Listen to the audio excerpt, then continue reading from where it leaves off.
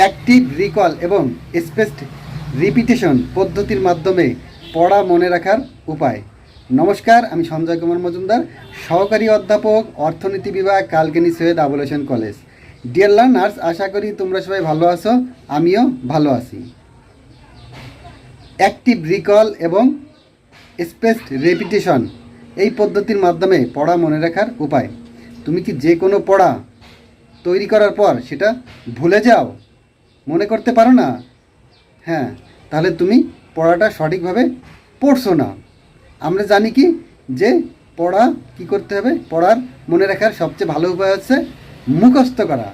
পড়া মনে রাখার সবচেয়ে ভালো উপায় হচ্ছে মুখস্থ করা না, কিন্তু শুধু মুখস্থ করলে হবে না। পড়া মনে রাখার কিছু উপায় আছে, কিছু পদ্ধতি আছে। এর পদ্ধতিগুলোর মধ্যে একটি হচ্ছে কি অ্যাক্টিভ রিকল পদ্ধতি। অ্যাক্টিভ রিকল পদ্ধতি হচ্ছে কি নিজে নিজে মনে করার চেষ্টা করা। তুমি যে কোনো বিষয়ে পড়ার পর সেটা কি করতে হবে, নিজে নিজে মনে করার চেষ্টা করতে হবে। তুমি কি করবে, যে কোনো একটা বিষয় পড়ছো, এখন কি করতে হবে, ওই বিষয়টা অর্থাৎ যেটা তুমি পড়েছো এটা তোমাকে নিজে নিজে মনে করার চেষ্টা করতে হবে। এখান থেকে কি নিজেকে আগে প্রশ্ন করতে হবে যে আমি কী কী পড়লাম, নিজে প্রশ্ন করে নিজে উত্তর দেওয়ার চেষ্টা করতে হবে। তুমি কি করতে পারো, খাতায় লিখতে পারো যে আমি এখন কি কি পড়লাম, এগুলো নিজে প্রশ্ন লিখে খাতায় সেগুলো উত্তর দেওয়ার চেষ্টা করতে হবে। তুমি যতটুকু পারো, যা পারো, তোমাকে কী করতে হবে, লিখতে হবে, প্রশ্ন করে লিখতে হবে, উত্তর করতে হবে। তাই এই অ্যাক্টিভ রিকল এটা একটা অত্যন্ত কার্যকরী পদ্ধতি। তোমাকে কি করতে হবে, পড়াটা পড়ে তারপরে সেই তুমি যা পড়েছো তোমার যতটুকু মনে আছে তুমি নিজে প্রশ্ন করে উত্তর দেওয়ার চেষ্টা করবে। আর হচ্ছে কি স্পেসড রিপিটেশন, অর্থাৎ তুমি যে কোনো একটা পড়ার পর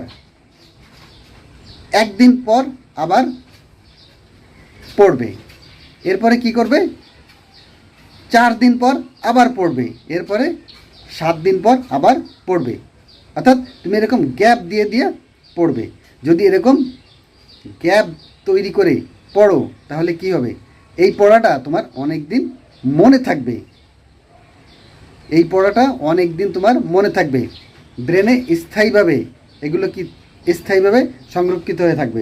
তুমি পরীক্ষার হলে তখন এগুলো কি ভালোভাবে লিখতে পারবে। তাই কি করতে হবে, তোমাকে স্পেসড রিপিটেশন অর্থাৎ বারবার বারবার রিপিট করতে হবে। যে কোনো বিষয় তুমি যদি বারবার রিপিট করো তাহলে কি ওই বিষয়টা তোমার অনেক দিন মনে থাকে, ওই বিষয়টা তুমি কি হও, ওই বিষয়টা তোমার কাছে অনেক সহজ হয়ে যায়। যে কোনো জিনিস বারবার রিপিট করার ফলে ওই জিনিসটা তোমার কাছে সহজ হয়। তাই যে কোনো পড়া তুমি যদি বারবার রিপিট করো, রিভিশন দাও, তাহলে ওই পড়াটাও তোমার কাছে কি হবে, সহজ হয়ে যাবে।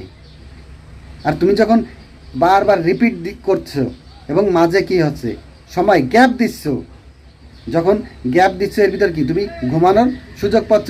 এই ঘুম এটা হচ্ছে আমাদের জন্য অত্যন্ত উপকারী। এই ঘুমের ফলে তোমার এই পড়াটারও বেশি অনেক দিন মনে থাকবে। তাহলে দেখো, আমরা জানি সবাই যে পড়া খালি মুখস্থ করতে হবে, মুখস্থ না, এরকম কিছু টেকনিক ব্যবহার করে, এই টেকনিক অবলম্বন করে তুমি যদি পড়াশোনা করো তাহলে কি এটা তোমার অনেক দিন মনে থাকবে। তুমি পরীক্ষায় ভালো রেজাল্ট করতে পারবে, জীবনে সফল হতে পারবে। আমরা কি এই সব বিষয়গুলো জানি, অর্থাৎ কিভাবে পড়তে হবে, কিভাবে ভালো রেজাল্ট করতে হবে সবাই জানি, কিন্তু আমরা কেউ করতে চাই না, কারণ আসলে আমরা ভালো রেজাল্ট করতে চাই না। তুমি যদি ভালো রেজাল্ট সত্যি সত্যি করতে চাও তাহলে তুমি তো জানো যে কিভাবে পড়াশোনা করলে ভালো ফলাফল করা যায়। তুমি জানার পরেও এগুলো প্রয়োগ করো না। তুমি যদি যে কোনো জিনিস শুধু জানলে হবে না, তোমাকে কী করতে হবে, কাজ করতে হবে।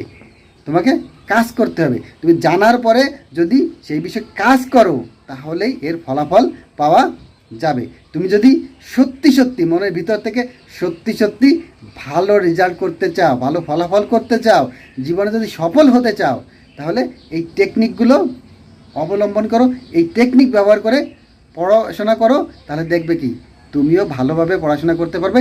এই পড়াশোনা তোমার কাছে কি সহজ হয়ে যাবে, পড়াশোনা সহজ হয়ে যাবে। এই পদ্ধতি ব্যবহার করে যারা ভালো রেজাল্ট করেছে, যারা জীবনে সফল হয়, এইসব পদ্ধতি ব্যবহার করেই তারা ভালো রেজাল্ট করে জীবনে সফল হয়। তুমিও জানলে, এখন শুধু জানলে হবে না, এটা তোমাকে কি করতে হবে, নিজের জীবনে প্রয়োগ করতে হবে। তুমি প্রয়োগ করো, তাহলে দেখবে তুমিও ভালো রেজাল্ট করতে পারবে। তো আমরা পরবর্তী ক্লাসে অন্য কোনো বিষয় নিয়ে আলোচনা করব। তোমরা সবাই ভালো থাকবে, পড়ালেখার সঙ্গেই থাকবে। সবাইকে ধন্যবাদ।